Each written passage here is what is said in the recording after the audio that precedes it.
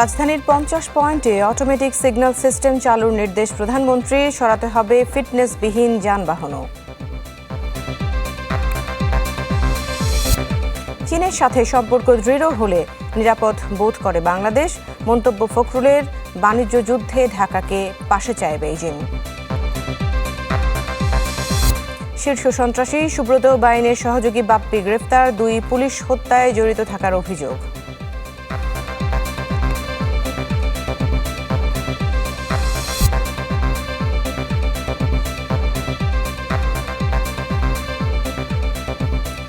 আমন্ত্রণ চ্যানেল 24-এর বিকেল 4টার খবরে শুনছিলেন সিলন ফ্যামিলি ব্লেন্টি সংবাদ শিরোনাম। আপনাদের সাথে আছি আমি সাবিহা নিগার দৃষ্টি। রাজধানীর অন্তত 50টি পয়েন্টে অটোমেটিক ট্রাফিক লাইট সিস্টেম চালু করার নির্দেশ দিয়েছেন প্রধানমন্ত্রী তারেক রহমান। তেজগাঁও কার্যালয় হলে পরিবেশ দূষণ বিষয়ক বৈঠকে এই নির্দেশনা দেন সরকার প্রধান। রাজধানীর সড়ক থেকে ফিটনেসবিহীন মেয়াদোত্তীর্ণ এবং পরিবেশ দূষণকারী বাস, ট্রাক ও অন্যান্য যানবাহন দ্রুত অপসারণের কার্যকর উদ্যোগ নেয়ার নির্দেশও দেন তারেক রহমান। যানবাহনের হর্নের অতিরিক্ত ব্যবহার কিভাবে নিয়ন্ত্রণ করা যায় সেই বিষয়েও বিস্তারিত আলোচনা হয়। এক্ষেত্রে আইন প্রয়োগকারী সংস্থাকে আরও কঠোর ভূমিকা পালনের নির্দেশ দেন প্রধানমন্ত্রী। এছাড়া বায়ু দূষণ কমাতে বিকল্প প্রযুক্তি ব্যবহার করে ইট উৎপাদনের নির্দেশনাও দেন তিনি।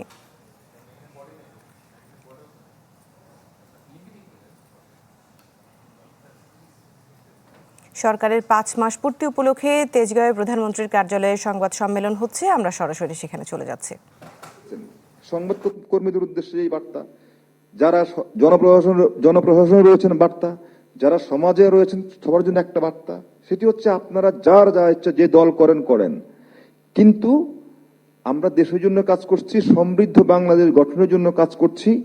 এই গঠন করার জন্য আপনাদের সহযোগিতা চাই। আর আপনার যেই বিশেষ করে প্রশাসনে যারা আছেন এবং আপনাদের সংবাদকর্মী যারা আছেন, আপনাদের জন্য এটা হতে পারে যে আপনার যদি কোনো বক্তব্য থেকে থাকে, যদি সমর্থন থেকে থাকে, আসুন সেটা আমরা ভোটের বাক্সে আমাদের সেটা প্রতিফলন ঘটাই।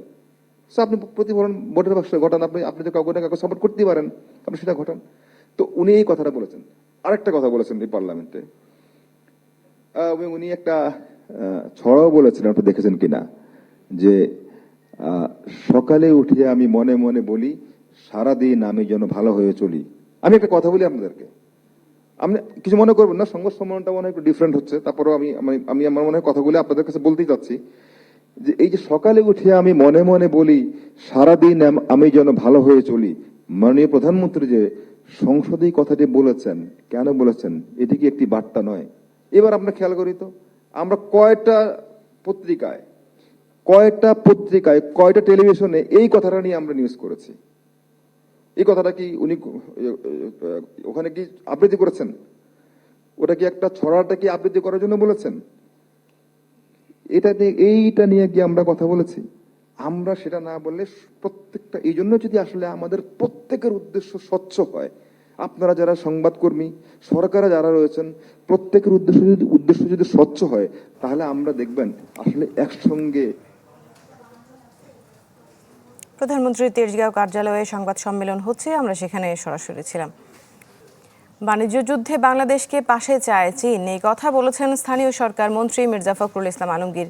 চীনের সাথে সম্পর্ক দৃঢ় হলে বাংলাদেশ নিরাপদ বোধ করে বলে জানান বিএনপি মহাসচিব। এ সময় তথ্য ও সম্প্রচার মন্ত্রী জহিরুদ্দিন স্বপন বলেছেন, বাংলাদেশের প্রতি চীনের যে আগ্রহ তা কাজে লাগিয়েছে সরকার। বাংলাদেশ ও চীনের মধ্যকার ঐতিহাসিক বন্ধুত্বকে আরও শক্তিশালী করার লক্ষ্যে বাংলাদেশ চায়না ফ্রেন্ডশিপ অ্যাসোসিয়েশনের এই অনুষ্ঠান। এতে যোগ দেন তথ্য ও সম্প্রচার মন্ত্রী, স্থানীয় সরকার মন্ত্রী মির্জা ফখরুল ইসলাম আলমগীর সহ সরকারের বেশ কয়েকজন গুরুত্বপূর্ণ ব্যক্তি। উপস্থিত ছিলেন চীনের রাষ্ট্রদূত ইয়াওয়েন। এ সময় তথ্যমন্ত্রী বলেন, বাংলাদেশের বাণিজ্যের বড় অংশ এখন চীন নির্ভর। বাংলাদেশের প্রতি চীনের যে আগ্রহ তা কাজে লাগিয়েছে সরকার। চীন সরকারের এই আগ্রহকে আমরা পরিপূর্ণ মাত্রায় কাজে লাগাতে পেরেছি। বিশেষ করে আমাদের বাণিজ্য পরিপূর্ণভাবেই চীন নির্ভর হয়ে পড়েছে এবং সে কারণে আমরা চীনকে আমাদের অর্থনৈতিক এবং বাণিজ্যের প্রেক্ষাপটেই যেমন বাধ্যবাধকতা আছে বন্ধুত্ব তৈরি করার, তেমনি আমাদের মধ্যে আন্তরিক আগ্রহ আছে। enduring friendship. এ সময় চীনা রাষ্ট্রদূত ইয়াওয়েন জানান, চীন বাংলাদেশ নতুন সম্পর্কের দ্বার উন্মোচিত হয়েছে। বলেন, রোহিঙ্গা সংকটেও সর্বোচ্চ সহযোগিতা নিয়ে পাশে থাকবে চীন।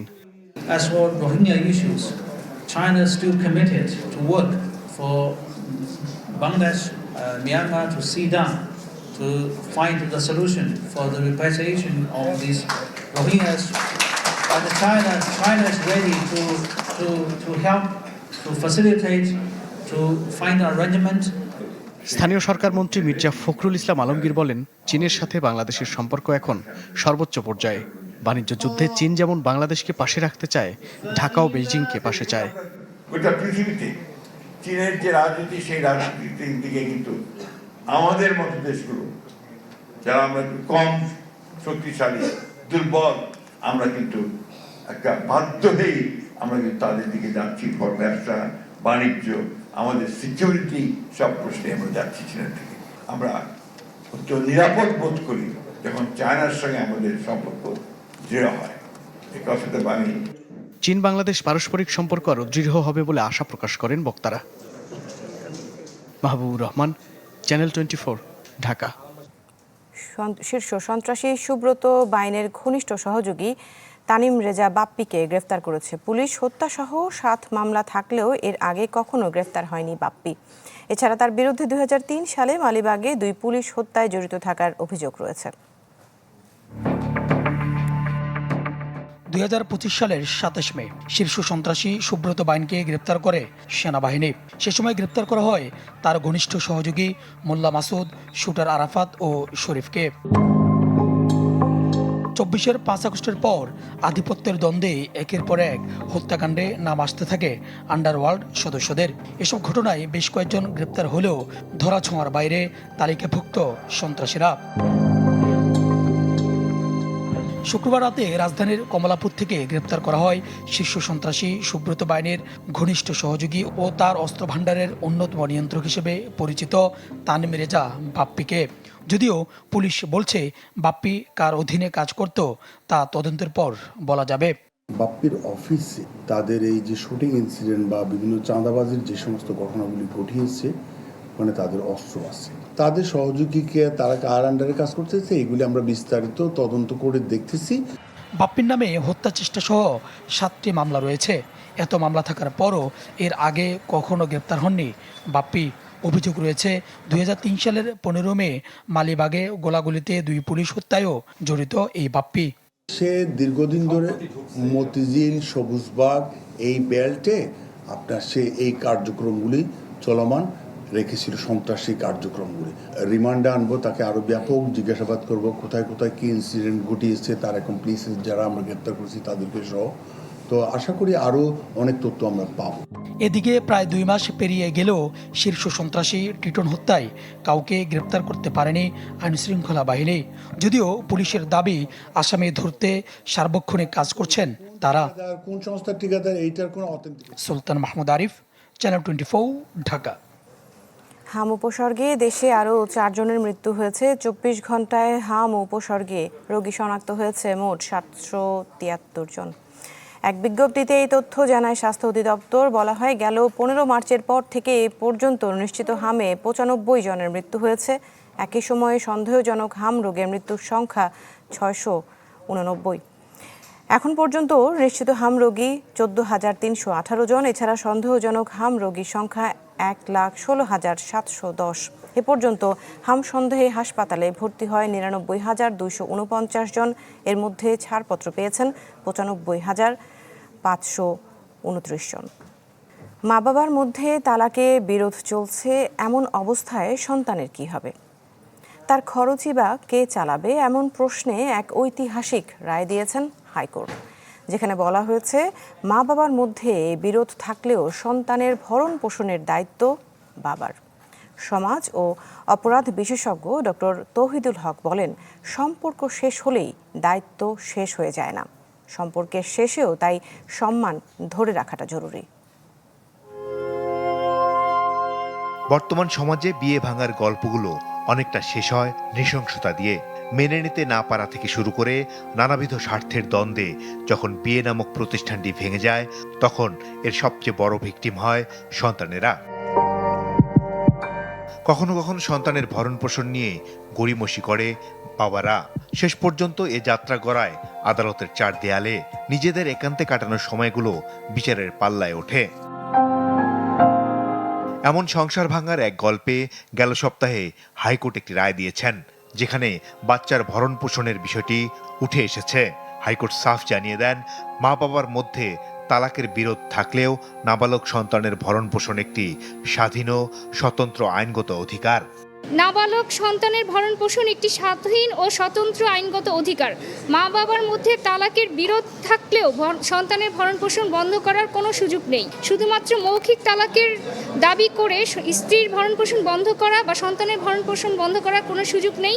সন্তান যদি স্ত্রীর কাছেও থাকে, তারপরেও তাকে সব ধরনের মেইনটেনেন্স দিয়ে যেতে হবে। ঢাকা বিশ্ববিদ্যালয়ের শিক্ষক, সমাজ ও অপরাধ বিশেষজ্ঞ বললেন, সম্পর্কের শেষে সম্মান জরুরি।